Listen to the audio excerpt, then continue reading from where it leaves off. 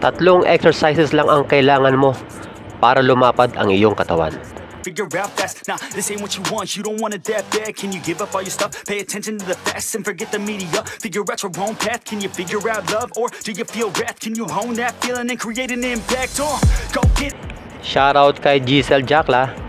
Salamat sa suporta, Kaprafi. Take a quick minute. Don't. Ang lats na tinatawag ay yung parang palikpik sa gilid ng ating katawan. Kung gusto mong maging malapad tignan, kailangan mo itong palakihin.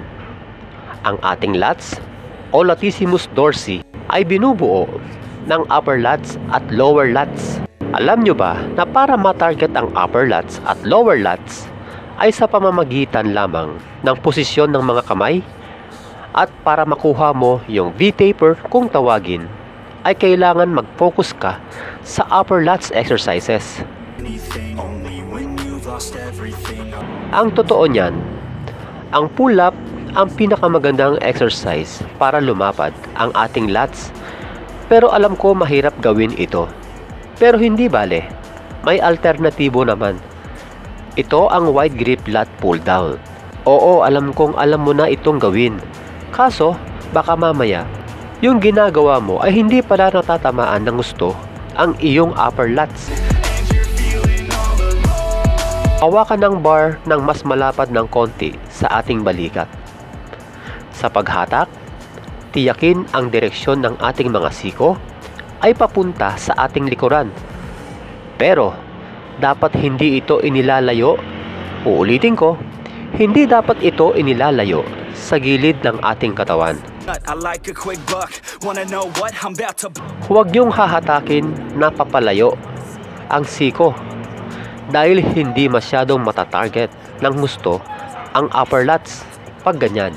Dahil sa ganyang galawan, mas nakafocus yan sa ating real delts o likurang bahagi ng ating balikat at sa ating traps. Sa halip, ganito ang gawin.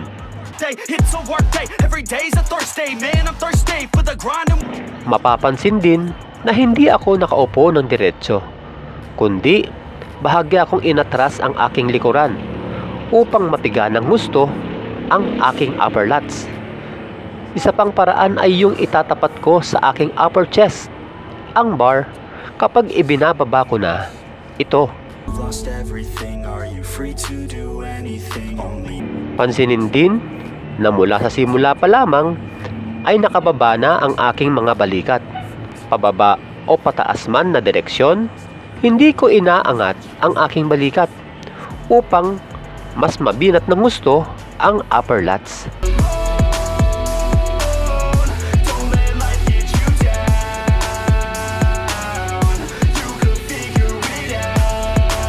Ang barbell row ay totoong maganda upang lumapad ang ating katawan. Pero iba't ibang posisyon ang pwede mong gawin dito.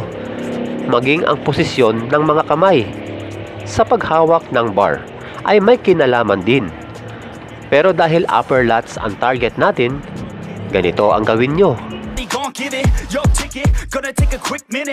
Una, huwag masyadong ibuka ang mga paa sa pagkakatayo.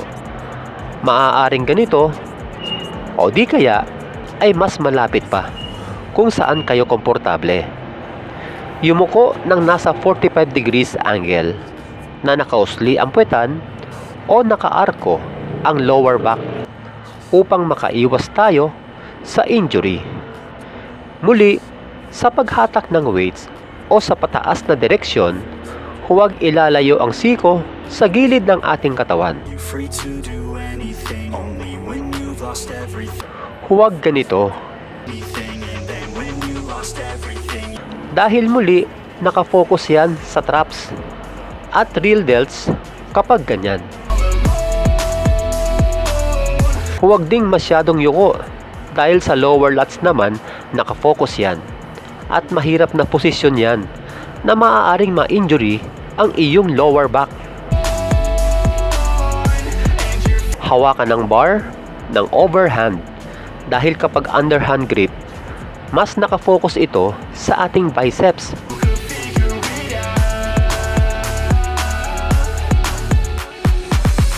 Bagamat sa upper lats tayo nakafocus, huwag din naman nating kalimutan ang para sa lower lats upang maging balanse ang paglaki o paglapad ng ating likod.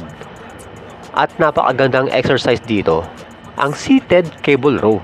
Oh, I can't get enough, like a challenge, make it tough. No, it's not a bluff. Sa pagkakaupo, bahagyang nakabaluktot ang mga tuhod. Gamit ang V-bar, hatakin ng weights papunta sa ating likuran na hindi dapat inilalayo ang siko sa gilid ng ating katawan. It's not my birthday, it's a work day. Every day's a Thursday, man, I'm thirsty. Sa paghila ng bar, itapat ito sa ating tiyan.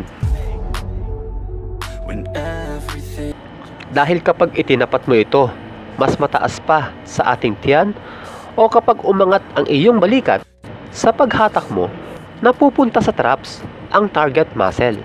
let yourself just drown when you've lost every. Sa paabanteng direksyon naman, ay hindi ko ipinaglalayo ng gusto ang aking mga siko o hindi nakabuka ito upang mabinat ng gusto ang aking lower lats.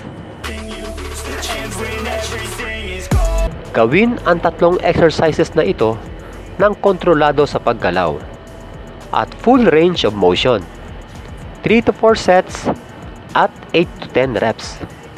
Magpahinga ng 1 hanggang 2 minuto sa bawat pagtatapos ng set. Past all the fakes and the lust, better figure out fast. Nah, this ain't what you. At lagi kong sinasabi, ang paglaki ng muscle ay hindi nakukuha sa pagbubuhat lamang. Dahil kailangan mo rin dito ng sapat na tulog at tamang pagkain. Hanggang sa muli mga kaprakti, God bless! Gonna take a quick minute, don't quit it. Figure out your own limit. Life is a test, the best make progress. Figure out what is next.